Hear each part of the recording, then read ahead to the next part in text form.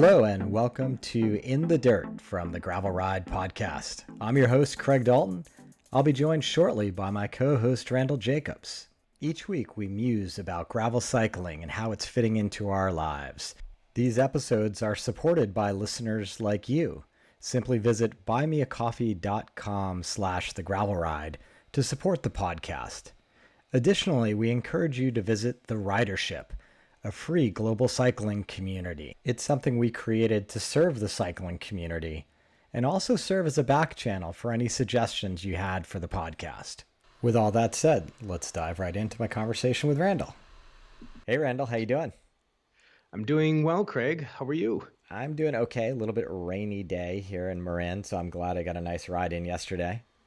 Very much needed given the water table throughout California and fire risks coming up next season. So not a bad thing. Yeah, fortunately they were so I looked at the weather forecast and I made sure I got our ride in on Friday, which was great to see you. And then I got a nice ride in on Saturday. So I feel relatively fulfilled with my last few days of riding. Excellent. Yeah, I've been back on the bike since being back in the Bay, and I've gotten a few rides in with friends, and it's been great. Like, to people who are vaccinated, the statistics increasingly show that the risk of transmission is exceedingly low, at least with the variants that are out there now. And so being able to go out for a ride with a friend and not have it be something that has to be overly worried about is quite a relief. Absolutely. I think we talked about this maybe on the last In the Dirt. It is a little bit awkward right now. We run into people on the trails and I'm pulling my mask up to be courteous, but I feel like there's going to need to be some statements by the government to say, hey, it's okay to be outside if you're vaccinated, and eventually we can get back to normal trail use. Yeah, there's a lot that shows that outdoor mask usage when you have a lot of space can be somewhat performative. But I do think that especially in dense urban areas, there's still some value to that. And plus, people are just getting over this traumatic experience of being afraid of this pandemic. And so when I'm out and about, I have my mask with me. And if I pass somebody, even if I'm sufficiently distant, if they're wearing a mask, I honor their boundaries by putting my mask up and just so everyone is comfortable. But we're slowly getting to a greater degree of normalcy while at the same time needing to remain vigilant. Yeah. And we certainly have to acknowledge that other parts of the world aren't getting as close as we are to returning back to normalcy. So keep masking up, keep protecting yourself, and keep protecting others for sure. Yeah. But onto the gravel world, I saw a pretty cool announcement from Cervelo about their new Aspero. Did you catch that? I did. Yeah. It seems that they have shed some weight and gone internal with all the cables and hoses. I always thought they did a good job of aesthetically. It's a sexy, fast-looking bike. And I've always appreciated that they're very much in this race bike category, which may not be for everybody, but I think it is for some. And it's an attractive package. Yeah, and it's in the same mode of the endurance roadie type geometry. So this could be an excellent bike as the one bike for everything. It's 72 head angle, reasonably, sporty handling and so on. And they have this flip chip that is interesting in the fork too. So it's in the fork, the flip chip? Correct. And what's that all about? So the way that they're marketing it and the way that they've implemented it is it's really a way to maintain the same trail figure when you have tires of different radius. And so if you have a 650 by 47 tire, right, that's going to be 10 millimeters less radius than a 700 by 40. If you go 700 by 45, it's 15 millimeters. But just taking those two sizes. So it's going to be about 11 millimeters difference depending on tire pressure and things like that. And so they have a flip chip in there that keeps the trail figure at around 58 and a half millimeters, which they have defined as the sweet spot. And so if that's important to you to maintain the same trail with two different wheel tire volumes, tire radii, then that can be useful. So what's the net effect of that? So when for the uninitiated, what is that trail figure when you're designing a bike? And you said that 58 or whatever was what they thought was the ideal. Is that have to do with the steering quickness, the stability? Mm-hmm. What is it? How does it play out? You can think of it partially as quickness. It's really like it's also the propensity of the bicycle to want to travel in a straight line. And so it's hard to explain without a diagram. But just in terms of numbers, a lower trail figure is going to be a little bit more responsive. So the ratio of input at the steering to output in terms of turning and so on will be greater versus a larger trail figure getting into 60, 65 or so.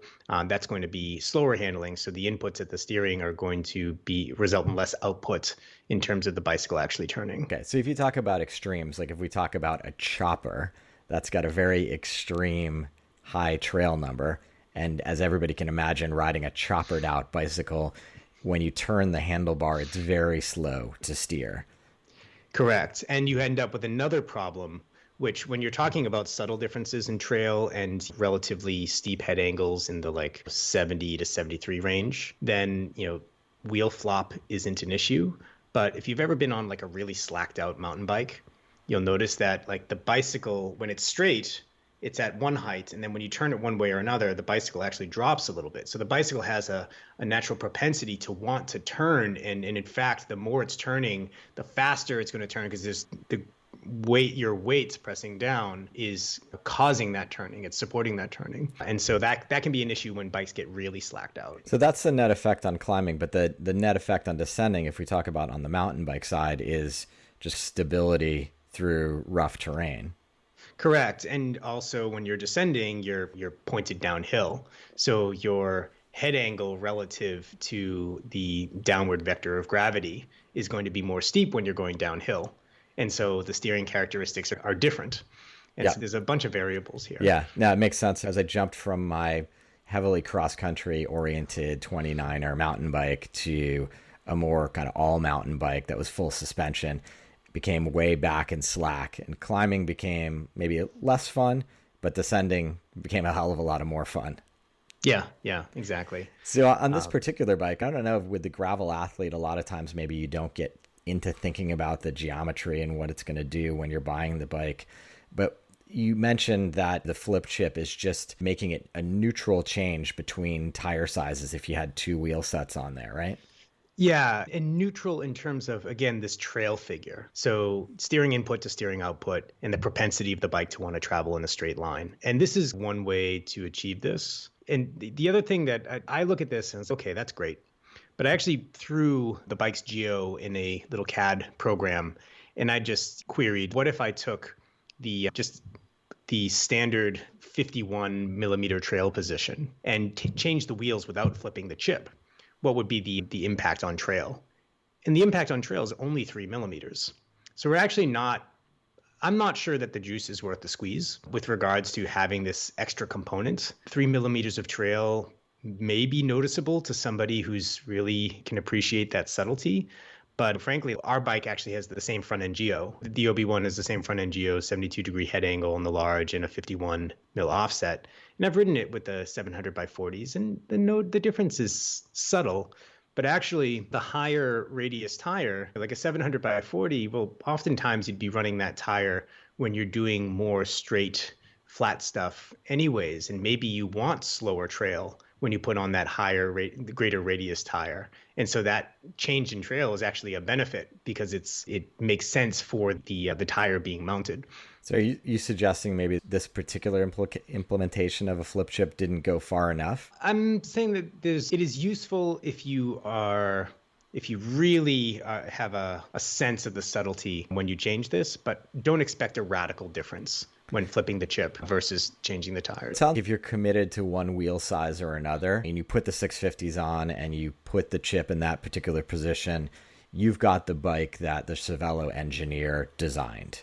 Correct. Precisely. Yeah. So if you're like a one wheel set kind of guy or girl, you got what's promised to you by the engineers, but it's not necessarily trying to change the performance from more of a road bike experience to more of a off-road bike experience. Correct. Yeah, it's really keeping the gravel-focused experience consistent across different wheel sizes. Though at the same time, like there is, I'd have to take a look at how they've implemented here, but presumably one position there would be, well, so there's a trade-off here too, in that in a road bike geo, you also want generally the handlebar position maybe to be lower and maybe the axle to be more underneath where your hands are on the bar, so either the bar is going out, the axle coming in, so that front end's more planted. Because on a road, take like a high-speed road descent, you really want that front end planted because you have the grip. And you want to feel, you don't want the wheel wallowing. And then a lot of your braking performance is there too. On the dirt, it's exactly the opposite. You want to be able to get your weight back. You have limited traction up front. You don't want the front wheel to wash out. And so you want to be a little bit more upright, the axle a little bit further out, and so on. And it's hard. This implementation doesn't really achieve anything with regards to changing that dynamic. So it doesn't really make it more or less of a road bike in different positions. It's really about, again, maintaining consistent trail across the two different wheel sizes that it accommodates. Yeah. I think it's an interesting model. I know a number of people who ride this bike, a number of people, frankly, who have given up their road bike because this one was so good at riding on the road as well as off-road, as you mentioned, very close to an endurance road bike geo, with the exception that they have built-in decent tire clearance. I think at a 650, you can go all the way out to a 49. Correct. Yeah. And I can't recall what they allow with a 700. I'm guessing at least 700 by 40. Maybe it fits a 42 or a 45. I think it was a 42. Yeah. Toe overlap probably becomes an issue in some of the smaller sizes, in particular beyond that point, which gets into yet another one of these like variables that have to be considered when you're looking at all these geometry parameters, because you can have the perfect geo, but if you're going to have toe overlap, that's going to be a real compromise and may result in some safety issues. Yeah, for sure. I feel fortunate that I'm in the medium or 56 kind of size, because typically I do all right when it comes to toe overlap. Yeah, and I think we did 170 cranks for you or 165s. I would not capitulate at the time in which I bought my bike, and I went 172.5. But I think I'm sold now that I would go 170 in the future. Yeah, proportional crank length helps with that a little bit, and it allows you to do a slightly tighter front end geo on the smaller bikes without adding to that risk of toe overlap. Yeah, and I don't have a particularly large foot, so that helps as well. Makes me skirt the issue entirely. So this gets into, so we talked about a little bit about geo. The other thing we wanted to discuss today is the advent of suspension. We're starting to see suspension, particularly for front end suspension on gravel bikes. Yeah, I've been obsessing a little bit over it, just trying to figure out the best way to articulate a conversation around suspension, because I think a lot of times, and this may be true for some of the listeners out there, the moment you mention the word suspension, you get a hard stop. I don't want to hear about it. I've got no interest in suspension whatsoever. But the reality is every single bike out there in the world is suspended in some way. Absolutely. We use pneumatic tires. Exactly. Like that's a suspension system. And when we talk so much about tire pressure, as we have ad nauseum on this podcast, that is the number one spot in which a lot of people are getting their suspension.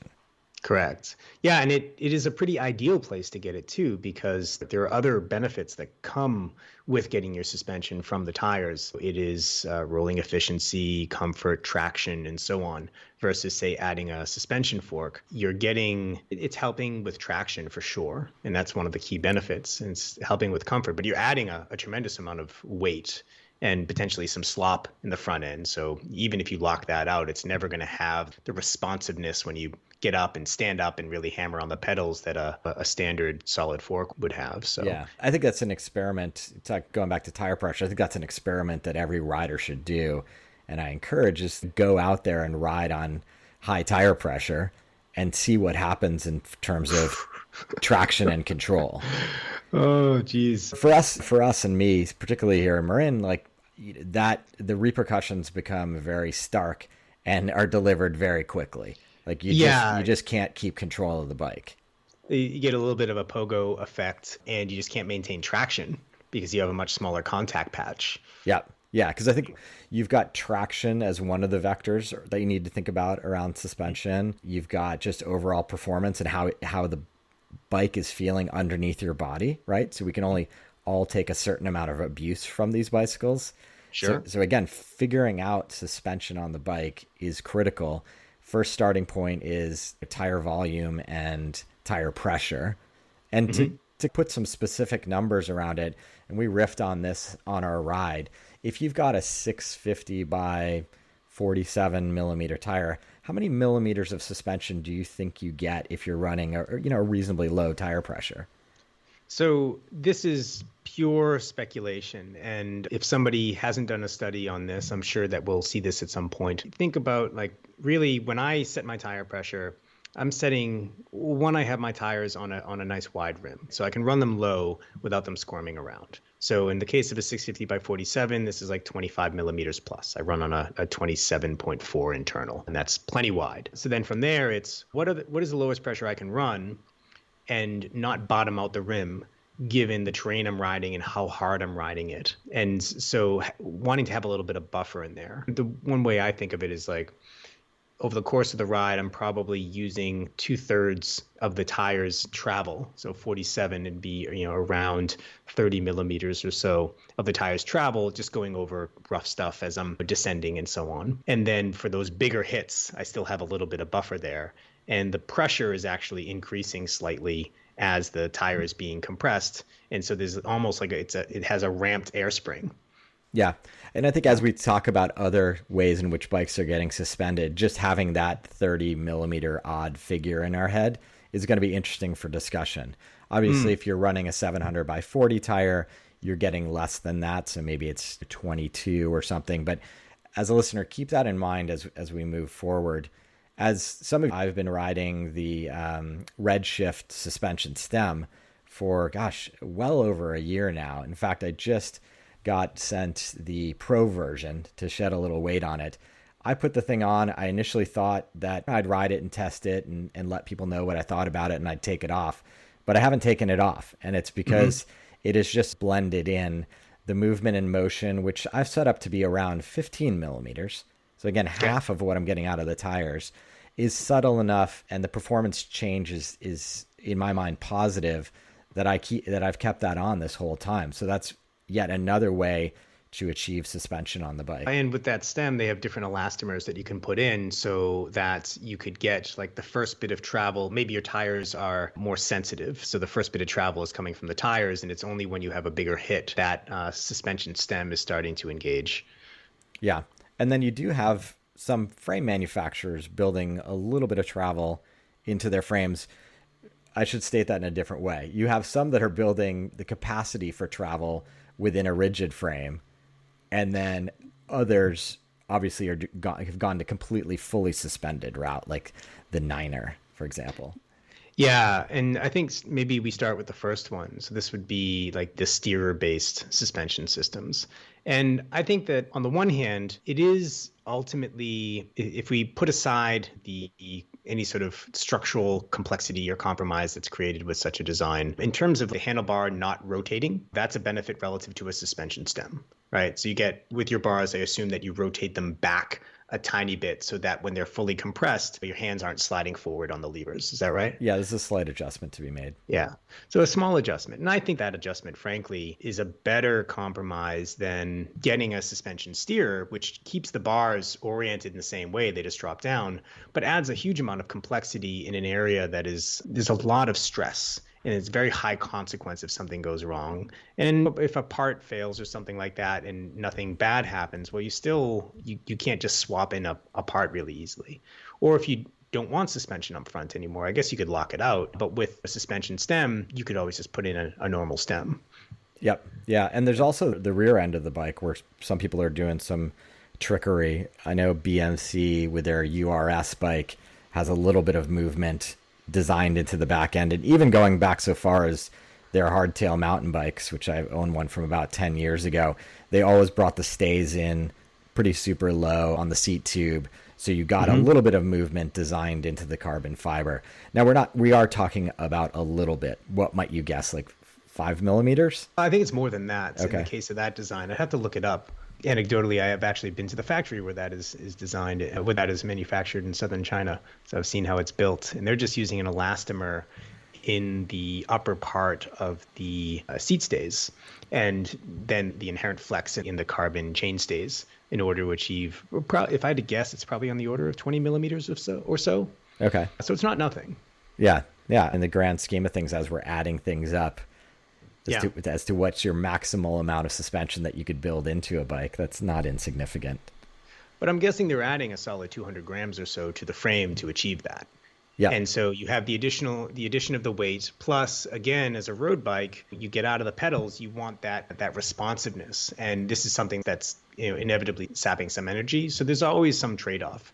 That bike, of course, is very much optimized for the off-road, all day in the saddle, hammering sort of scenario. You can see it reflected in the Geo. It has a pretty long wheelbase, a shorter stem, pretty slacked out front end. I think it's on the order of 69 or less than, 69 degrees, 69 and a half degrees. That's pretty slacked. So you wouldn't really want to use that as a road bike anyways.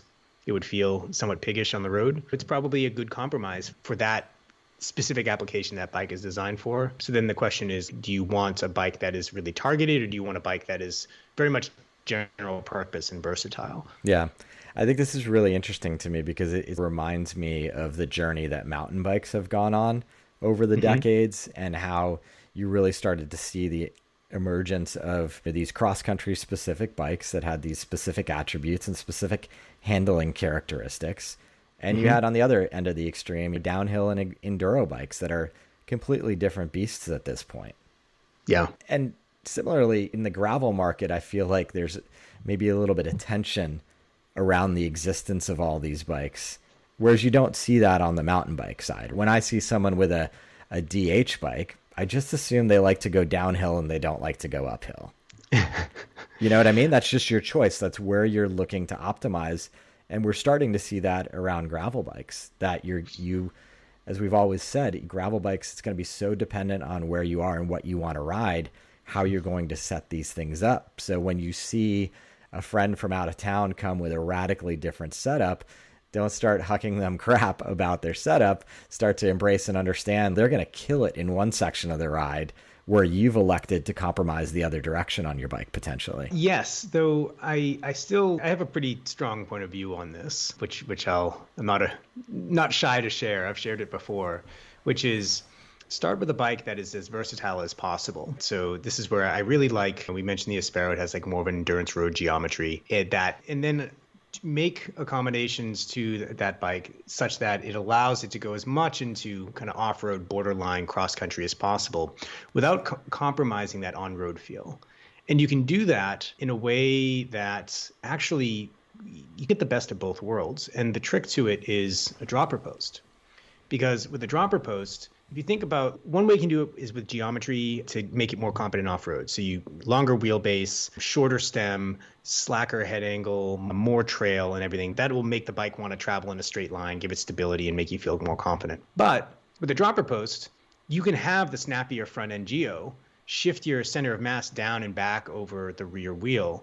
Now your front wheel is nice and light and can roll and sail over terrain. You don't have a bunch of mass distributed over that front axle in that situation. Those road surface, the trail surface is not causing significant torques to be applied at the handlebars. You can control that, and using your rear wheel for speed control. And so you can have a bike that has a snappier on-road geometry, but then when you go into downhill mode, you can get your weight so far back that you still have immense competency. We ride a bike that has the same front-end geo as this Aspero with the Thesis, and with the dropper, you can ride it down some pretty gnarly stuff. You're really limited by tires rather than geometry. Yeah, I don't think we specified that the greatest travel in suspension between the bike and body is the body. If you allow the bike the room to really use your legs and arms and knees and elbows to absorb shocks, that's where the big suspension is happening. And by having your upper body nice and loose and the front end nice and light, not only can you be using your arms as some suspension, but the bicycle can rock underneath you and dance underneath you as your legs and your arms are taking that up. And once you learn that technique, it is a night and day difference in terms of one's ability to ride even pretty rough stuff quite hard on these bikes. Yeah, that's true. The final category we didn't actually discuss yet is the emergence of gravel-specific suspension forks. Yeah. Which would probably be, from an equipment perspective, the place where you could gain the most travel in a single location. I'm still very much in the dropper post camp in that regard, given the amount of travel with these forks. But what's your take on, have you ridden one yet? I haven't. I should say I've ridden the Fox AX a little bit, but never on my home terrain. And similarly, I've demoed a Lefty Oliver, but never really in a place where I could compare it specifically to what I'm used to. I will say, when you make comments about your setup versus mine, I increasingly feel inclined to have more suspension. And I think about it in the context of my rides versus yours, even if we're doing the same loop because you're riding over to meet me from the city, my ride may have 90% dirt and 10% pavement. And the mileage you ride from the city may put you at 25% pavement, just throwing something out there. And do you have a dedicated road bike still? I don't. And it's a great point, Randall.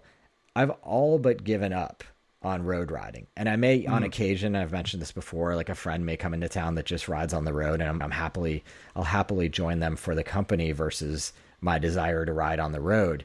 So more and more, I find myself willing to relinquish the road part of the performance of the bike and trade it off for off-road performance. And that totally makes sense. And that's where I think starting to look at one of these more focused machines may make sense for some riders.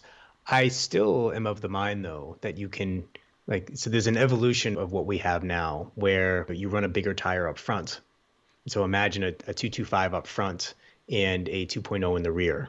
And imagine there's some magic through which the geometry could be changed slightly so that the front end comes up a little bit. That bigger front tire is further out, so the geometry slows a little bit. So now you have the suspension of that extra volume, plus shifting your weight back and increasing the stability. But then when you throw your road wheels on, you can change the geometry and still maintain that snappy handling. This is possible, and I look forward to talking about that in the future. Yeah, I mean, I think that's super cool. And totally hear you on the tire size, because if we go back to our kind of armchair calculation about getting 30 millimeters of travel out of a 47, maybe when I'm going up to a 225, I'm actually taking that up to 45 millimeters of travel in the tire. Yeah, it's a 57 millimeter tire at 2.25. So yeah, you could use a significant chunk of that and have that tire running at lower pressure. So it's going to be even more sensitive to the initial hit as well. Yeah, I think it's interesting. Again, I hearken back to just the world of mountain bikes and how everybody sets it up based on, how they want to enjoy their personal rigs. And I, for one, am radically open to radical diversity in gravel bike setups and design. I think I really like these new, even more aggressive gravel bikes that we're seeing that are designed for more aggressive single track and so on, with a flat handlebar and dual suspension and a bigger fork. I think they're called downcountry. I was going to say, that's absolutely where you lose me on the flat bar gravel bikes. I wouldn't have it. It's a bridge too far and too close, potentially, to mountain bikes. Because, for many of the listeners, they may not own a mountain bike. I know a lot of gravel athletes come to the sport from road cycling. And I will say I'm still a big fan of mountain bikes. They're fun in a different way. And I continue to ride them to this day for sure. And I'm still minimal number of bikes for the maximum amount of experiences is what I'm all about. So I'll be continuing to bang that drum for a while. Right on. The conversation was a lot of fun. I hope the listener got something out of it. Again, there's a lot of products coming to market, lots of different ways to personalize your ride experience based on where you are. And if you're interested in commenting, we're always here in the Ridership forum for you to meet us and talk to other members of the community. Yeah, we'd love to meet you there. Let's take a moment to talk about the Ridership real quick, because we're starting to see some interesting dynamics there in terms of, now that people are getting vaccinated, starting to coordinate rides, reaching out, being like, hey, I'm in this particular region, anyone nearby? And we're seeing people chime in and be like, yeah, let's get a ride going next weekend. This is exactly the mission of this, is to facilitate those offline connections. The more people that we have participating, the more of those connections there are to be made. So we'd love to have you join us for that, as well as all the component nerdery and route sharing and all that good stuff. Yeah, totally. It's a blast seeing that community take off in different ways that we aren't guiding. It's just happening naturally, as these things do. As when you're a member of the community, you contribute and you navigate and you create. If you have questions, you get out there and just get in the mix. It's been a lot of fun to see. Yeah, and a reminder, everyone, we did buy a group Ride with GPS account that is offered to members free of charge. And if you'd like to sign up, just go to theridership.com and you can get into the Slack and start getting some of these benefits. Right on. Perfect, Randall. I will talk to you soon, my friend. Yeah, looking forward to it. Cheers. Ride again soon. All right. Take care. Bye. So that's it for this week's edition of In the Dirt from the Gravel Ride podcast. Thank you for spending part of your week with us this week. We'll be back next week with a long-form interview on the gravel ride. If you're interested in supporting the podcast, please visit www.buymeacoffee.com/thegravelride. And if you're interested in joining the Ridership, a global cycling community, simply visit www.theridership.com. Until next time, here's to finding some dirt under your wheels.